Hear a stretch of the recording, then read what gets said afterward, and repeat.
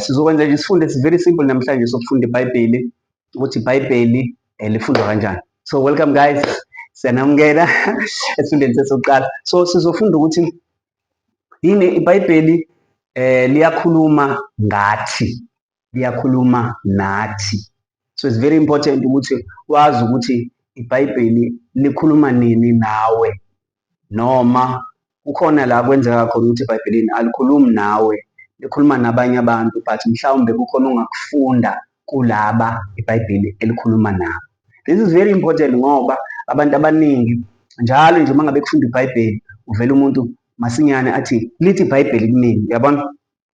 Uzobona ukuthi lokhu kuyingozi kangakanani uma ungazi ukuthi inini la iBhayibheli likhuluma khona nawe direct, inini la iBhayibheli likhuluma khona nabanye abantu, wena okufunakala ulalele ukuthi iBhayibheli lithini kubona bese ufunda isifundo. Kunomehluko ukwenza lezi zinto eziwu-2, okay? So sizoqala nje ngokuthi sifunde amaHubo 8, uPsalms 8 verse 4. Psalms 8, amaHubo 8 verse 4. amaHubo 8 verse 4. Right.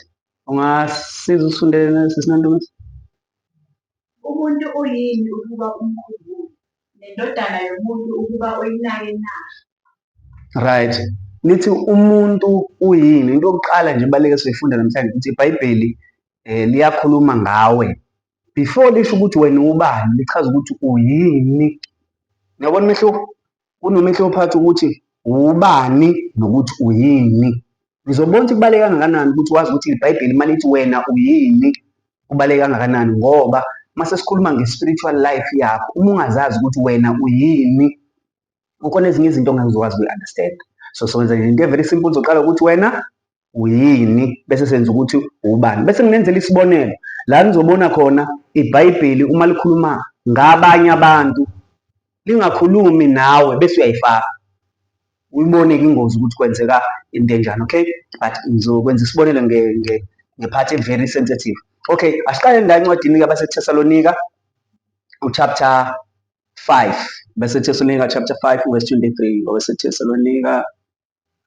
BaseThesalonika nabo bokuqala chapter 5 verse 23.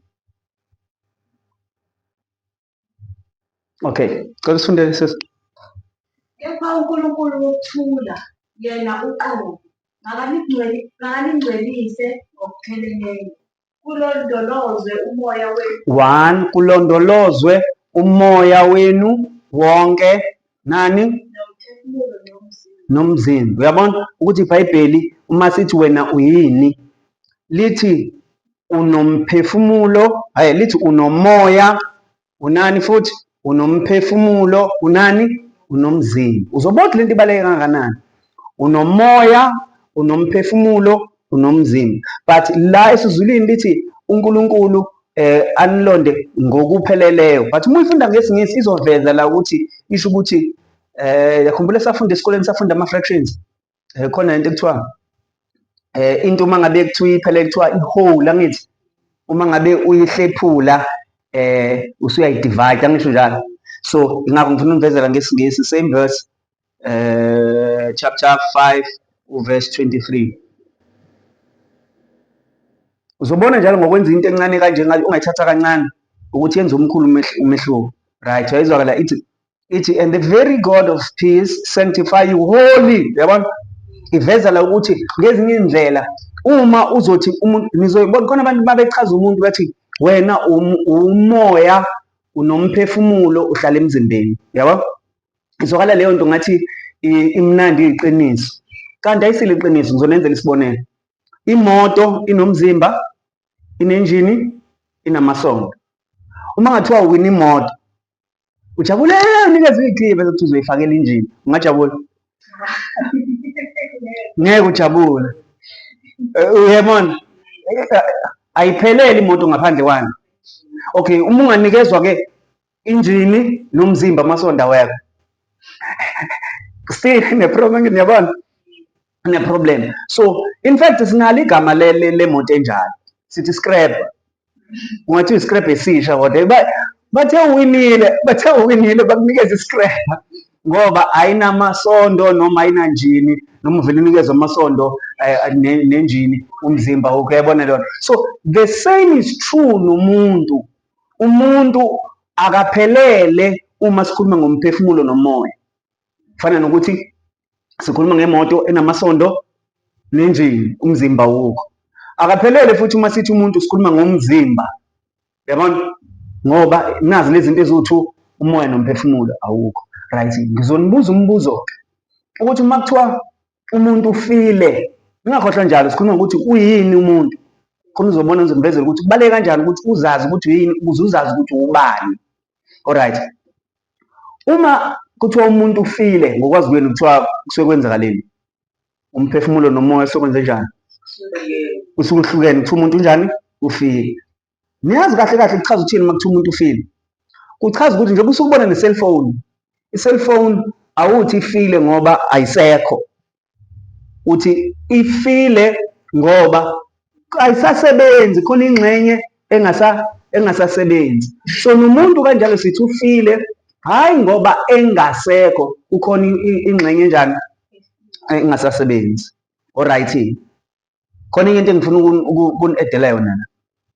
Niyazi ukuthi uma le Bhayibheli lithi encwadini yabaseKorinte bokuqala chapter 15 lithi kunanemizimba yasezulwini. Inemizimba kuphi? Alright, ngizonibuza umbuzo very tricky. Uma umuntu efa la kuhamba umphefumulo nomoya wakhe, angithi? Asike sithi uyahamba uye ezulwini kulabo abakholwa ukuthi uma befa baya kwabakubo, uhamba uya kwabakubo, fine. But uma engenawo umzimba wasezulwini, uyaphila ezulwini? Akaphili. Ngiyabona? So uma eya kwabakubo engenawo umzimba wangale uyaphila? So leyo kwenza ibona ukuthi ibaluleke kangakanani. Ningayikhohlwa. Uma kuthiwa khona into eniyifundile nje namhlanje ibalulekile ngawe, wena uney'ngxenye enjani? Eziwu-3. Yini? Umoya nomzimba. Lezi zinto zibalulekile zi-together. Kwaba khona engasasebenzi lowo muntu usefile. Kwafa umphefumulo you're dead. Kwafa umoya ufile. Kwafa umzimba ufile. So zonke lezi zinto kufanele ay'phile. Ngiyaphinda, uma sekuthiwa ufile ngapha kungenzeka uphile ngale. Sichaza ukuthini uma sithi uyaphila ngale? Okusho ukuthi uthole ini ngale? Thank you. Yabona? Okusho ukuthi khona umuntu esithi ufile ngapha ngale unjani? Khona esithi umuntu ufile ezulwini unjani? Uthi ufile ngapha. Ngicela ukwenzela isibonelo. Asike sithi ugogo wakho wafa. Masithi wafa ngapha sichaza ukuthini? Sichaza ukuthi umphefumulo nomoya wakhe waphuma kuphi?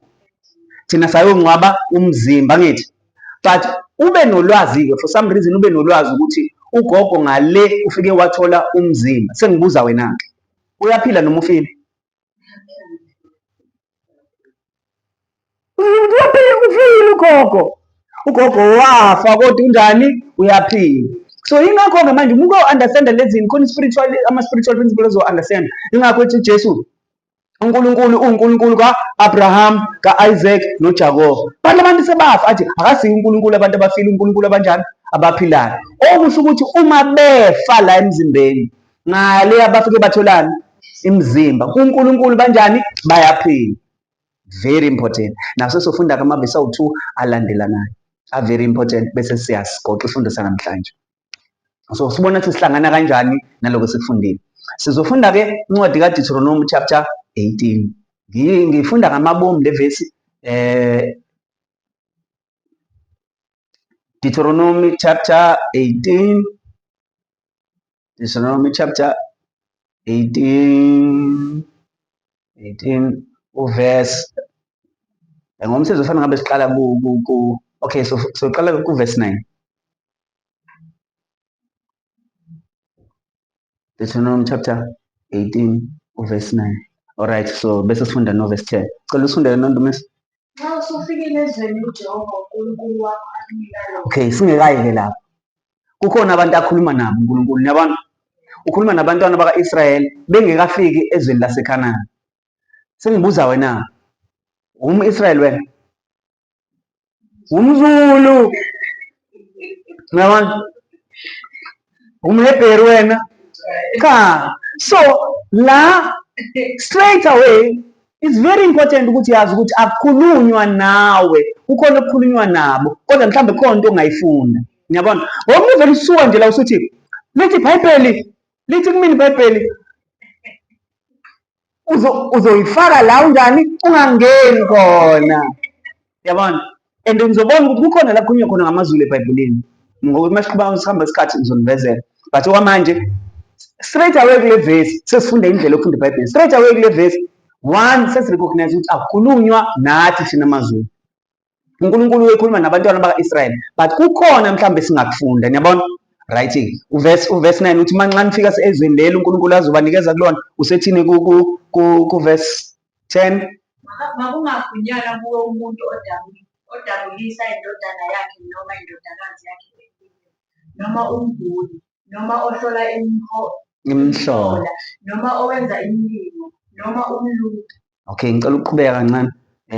Verse 11 noma owenza izikhonzo noma ogula emadlozini noma umthakathi noma umlozikazana. Right, ngicela niqaphele. uNkulunkulu la ukhuluma nawe ukhuluma namaZulu nama-Israel. This is very important. Uthi uma esefika ezweni shuthi wayezobasa eKhanani kwakwenziwa lezi zinto, uthi abangazenzi lezi zinto. But this is very important, akakhulumi nawe, ukhuluma nama-Israelites, but kukhona esizokufunda. Nezwa leyo nto. So uma ungalazi ukuthi iBhayibheli lifundwa kanjani, umuntu mangakusukela nje athi mangafunyala umuntu phakathi kwenu obhula emadlozini bese ethi uyabhula emadlozini wena yabona, uzoqala manje seyaqhaqhazela suthi abukho eBhayibhelini. Kukhona eBhayibhelini, but uma ungafundisi ukuthi iBhayibheli lifunda kanjani uyifaka la ungangeni khona. Ningizwa guys? So it's very important ukuthi siqale abantu sibafundise. Abantu bayashunyayezwa ey'nkonzweni. Uma ushumayezwa uyatshelwa ukuthi iBhayibheli lithini, but that's not enough. Kufuna manje sikufundise ukuthi wazi ukuthi iBhayibheli lifundwa kanjani, ukuze mangiqeda ukushumayela uhambe ekhaya ubone ukuthi lento kade ngisho ngempela ikhuluma nawe yini noma ngiyakusukela. Ngiyabona leyo nto? Ngoba ngingakhuluma into engahlangene nawe ngithi ikhulunywa nawe and ikuphathe kabuhlungu uma kuyinto ebuhlungu, uma kuyinto emnandi ikujabulise. Wambe ujabulile kanti uNkulunkulu akazange akwenze leso sithembiso. Wambe uthi uNkulunkulu uthe kumina, uNkulunkulu uthe kumina, hamba uclaim engazange uNkulunkulu akuthembise leyo nto. Right? Okay. Now, sesibonile-ke la ukuthi uNkulunkulu ekhuluma nabantwana baka-Israyeli. Sizohlehla siye few chapters back, same book, siye chapter 4, iverse yokugcina. Chapter 4 sifunde uverse 15. Right. Cela sifunde. Gcinani kahle imiphefumulo yenu. Lokhu lingabonanga simo ngalolo suku uJehova akhuluma ngalo eHorebi ephakathi nomlilo. Right, ngicela niqaphelele ukuthi uNkulunkulu ukhuluma nabantwana baka-Israyeli ngenkathi ekhuluma nabo. Iyasitshela ukuthi eHorebi amanye amusha athi Sinai ekhuluma nabantwana baka-Israyeli. Wawukhona wena? Ayikhona amaZulu, ayikhona amaXhosa, ayikhona abelungu. Uyabona? So lento ibalekile iqala yazi ukuthi ukhulunywa nobani. Bese kukhona esokufundayo. Bheka usayaqhubeka ukuthi nizomxolela ngoba sifunda from verse 15 to verse 19 kodwa kusemabese amaningi. Verse 16 funa none nizenzele isithombe ezibaziweyo. Ngiyakhumbula ukuthi wethe ningazenzeli ithombe enjani ebaziweyo. Ekhuluma nobani? Nama-Israelites. Uyabona? Right. Qhubeka. Isimo somfanekiso owesilisa noma owesifazane. Right. Noma umfanekiso wesilwane esisemhlabeni noma umfanekiso wenyoni enamaphiko endizayo emkhathini. Noma umfanekiso wesilwanyana esinwebuzelayo emhlabeni noma umfanekiso wezinhlanzi ezisemanzini phansi komhlaba. Ngiyabona uthi abangenzi umfanekiso. Akaqali ukubatshela lento ngenkathi ekhuluma nabe eHorebi benza isivumelwano wathi ningabi nabanye uNkulunkulu, ningakhonzi ningenzi izithombe yonke leyo nto. So uyabakhumbuza ukuthi ningekangeni eKhenani ningakhohlwa ningazenzi lezi zinto. Right? Akaqedile kuverse 19. Verse 19 is very interesting. Ufunda Funa ukuphakamisela amehlo akho ezulwini nalapho ubona ilanga nenyanga Lapho ubona ilanga nenyanga nani ney'nkanyezi. Ngicela uqaphele xa ngithi uqale wabaphuza ukuthi abangenzi izinto eziwumfanekiso wezinto abay'bona la, futhi uyabatshela manje ukuthi ningenzi nomfanekiso wezinto eniy'bona kuphi ezulwini. Yini? Ilanga. Usho ukuthi kungabi khona nenze i-shape yelanga, ningenzi ne-shape yani yenyanga. Uzoqhubeka. nalapho lonke ibandla lezulu ayengwe uze ukhuleke Uyengwe. uze ukhuleke kukho. Uyabona, shuthi uthi ngicela niqaphele njalo. Uthi kungenzeka uyenge uze ukhuleke kuphi? Elangeni. Shuthi wenza umfanekiso welanga, so ukhuleka kuphi? Elangeni. So ukhuleka kuphi? Wenza umfanekiso wani? Wenyanga, so ukhuleka kuphi? Enyangeni. Uqale ngokwenza njalo. Uqale ngokuy'buka lezi. Ukhuluma nama-Israyeli, hhayi nawe. Ukhuluma nama-Israyeli uthi mhlawumbe uqale ngokuy'buka lezi zinto, wabona ukuthi awuyazi ilanga lenza ukuthi. Ilanga lisinikeza ukuphila. Awuthi ngenza ukuphila. Hawu, usucela izinto elangeni yonke. Ukhuza ama-Israelites. Niyangizwa? Wakhuza ngelanga ney'nyanga ney'nkanyezi nanoma yini abayibona ezulwini. Ngicela uqapheleke, ngimisele ungekaqedeli. Uthi lonke ibandla lezulu, mese thini-ke? Hlezi uyengwe, bese thini? Ngicela uqhubeke. Uze ukhuleke kukho ukukhonza okwabelwe izizwe zonke eziphansi kwezulu nguJehova uNkulunkulu wakho. Ithi okwabelwe, uqeda ukubala ilanga nani nenyanga nani ney'nkanyezi nazo zonke into esezulwini. Uthi zabelwe ini? Ichaza ukuthini le nto? Ngicela siyifunde nangesingisi khona mhlambe sizothola i-understanding. Kanti ngokwenu uma kuthiwa zabelwe izizwe zonke ichaza ukuthini? Ufikelwa yini? Ufikelwa yini?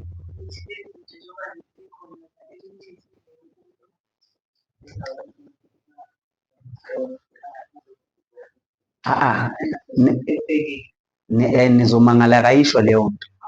Ayisho leyo nto. Yazi bheka ithi uqeda ukuthini? Uthi lezi zinto hleze niy'buke, niyengwe, nize njani?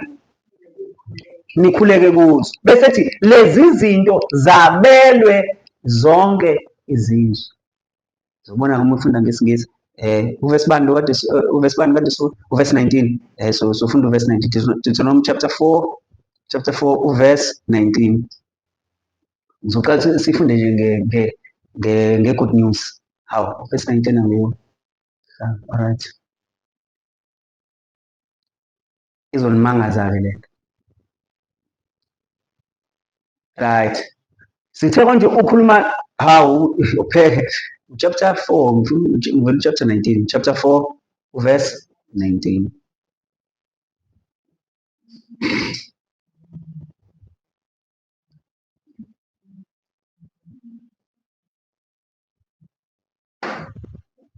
Yeah. Right. Ithini? Do not be tempted to worship and serve what you see in the sky, the sun, the moon, and the stars. The Lord your God has given these to all other people for them to worship. Oh. Aha, ngiyabona-ke. Ngiyabathi nizwini? So bhekani-ke guys, ukhuluma nabantwana baka-Israyeli. Uthini bantwana baka-Israyeli? Uthi mina ngenze isivumelwano nani. Ngathi nina ningazenzi lezi zinto. Uthi uyena onikeze lezi ezinye izizwe ukuthi lezi zinto zize njani. Usebhayibhelini? Manje ngizonibuza umbuzo.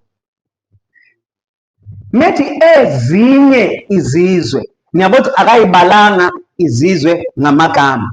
Niyabona? Ake sibheke iBhayibheli lesiZulu litheni? iBhayibheli lesiZulu, uhumusho lesiZulu litheni? Utheni? Ukwabele?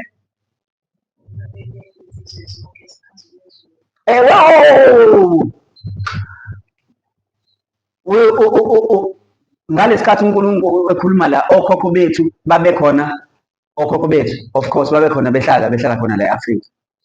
Siyavumelana? Babehlala ezulwini noma bahlala ngaphansi kwezulu? Bayangena nabo la? Bayangena la? Uthi uNkulunkulu ubabele ukuthi bakhonze lezi zinto.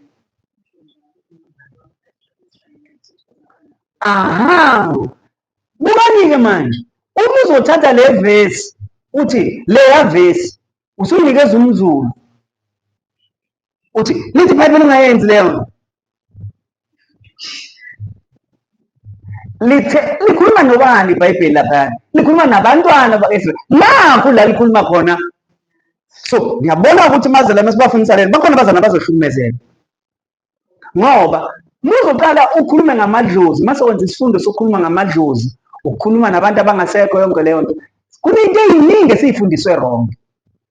esiy'fundiswe wrong. Okokuqala kuthathwe izinto amavesi isebenziswa le vesi ekhuluma nabantwana bakwa-Israyeli ihlohlolozwe kumZulu. Musuthi awuqhubeke nayo le vesi ithiwa hhayi eminye imithetho khona la ithi ungayidli ingulube, ithi ungayigqoki impahla enekotini abaxutshiwe, but yebo lezi zinto kusikwe kulezi zinto. Why? Ziyekelwa, ufunda wrong ufunda kanjalo. Ufunda wrong. So mase uyifundisa ngendlela e-right iBhayibheli, sizofundisa one ukuthi iBhayibheli lithi wena uyini, ubani. Muzokwazi ukuthi ubani, ufuna wazi ukuthi iBhayibheli malikhuluma ngabantu bakho likhuluma nabo kanjani. Uzobona kwesinye isikhathi lisifaka siyi-group lithi likhulume no-Israyeli bese lithi ezinye izizwe. Kwesinye isikhathi li-very specific. So sizobona-ke uma ngabe sifunda izinto ezi-specific eziqondene nazo. So baningi abantu abafundiswe iBhayibheli badukiswa ngalo iBhayibheli ngoba bayashunyayezwa bangafundiswa nokuthi ifunda kanjani iBhayibheli. So ngizobona sengizonibuza umbuzo we-conclude manje ngosesiqedile. Conclusion yami ithi uma ugogo wakho ethola umzimba ngale ephila, sithe uyaphila ngithi? Uma ungahlangana nevesi ethi ungakhulumi nabantu abafile, ungaconsulti abantu abafile, ibala nogogo wakho. Angithi ngizwe kahle ukuthi ngithini. Ithi iBhayibheli ningakhulumi nabantu asebefile ngoba kuyisinengiso. uNkulunkulu ukhuluma nabantu abanjani? Abafile. Right. Sengibuza umbuzo. Ugogo wakho sithe thina wafa la washiya ini umzimba. Ngaleya wafika wathola umzimba. Nganibuza umbuzo ngathi ufile noma uyaphila? Uyaphila ngale. So iBhayibheli malithi ungakhulumi, asike sithi likhuluma nawe lapha. Ungakhulumi nabantu abafile. Liyambala ugogo wakho? Liyambala. Uyaphila noma ufile? Okay, ngizonenzela isibonelo ngalo iBhayibheli. Ngalo iBhayibheli. uJesu wayengumJuda? Yes. uJesu wayazi lo mthetho ukuthi ukukhuluma namadlozi ku-wrong? Yes, ngoba wayengumJuda ngithi. But lithi iBhayibheli encwadini kaMathewu Matthew chapter 17 lithi wakhuphukela entabeni esakhuleka wabonakala khona u-Elijah noMoses. uMoses akafanga wafa, kodwa uJesu simbone enze njani? Exoxa nobani? So umbuzo ukuthi uJesu ukhuluma nomuntu ofile? Ngoba ekhuluma nomuntu ofile usephambene neBhayibheli. But iBhayibheli lisitshelile ukuthi u-Abraham uyaphila. So wakwazi ukufaka u-Abraham kubantu abanjani? Abafile. Ngakethi uJesu okholwa yimi nomefa wophila. Uchaza ukuthini uJesu? Uchaza ukuthi uma ukholwa yimina nomufa uyothola umzimba ngale awusafaka kwigroup yabantu abanjani? Abafile. Wenze njani? Uyaphila. Ngizobona masiqala sibheke iBhayibheli-ke manje ukuthi it's very very important ukuthi singavele sifunde iBhayibheli ngiyaxolisa ukusebenzisa le kampani ngizosho ngokuhlomela. Baningi abantu abahlonyikisiwe kanjena iBhayibheli. Nami futhi ngahlonyikiswa ngoba safundiswa, bheka guys, safundiswa iBhayibheli, safundiswa ukuthi kwakhona izinto esifundiswa zona. Sangafundiswa ukuthi iBhayibheli lifundwa kanjani. So kuba lula-ke ukuthi umuntu akhohliseke. Nisenjoye isifundo sethu? So thank you for your time. God bless you. Siyabonga-ke, siyathemba ukuthi nani isifundo nisithokozelile. Siyacela ukuthi uma ngabe uyithandile le video share nabanye abantu, ucommente, makhona umbuzo nayo nisibuze. God bless you.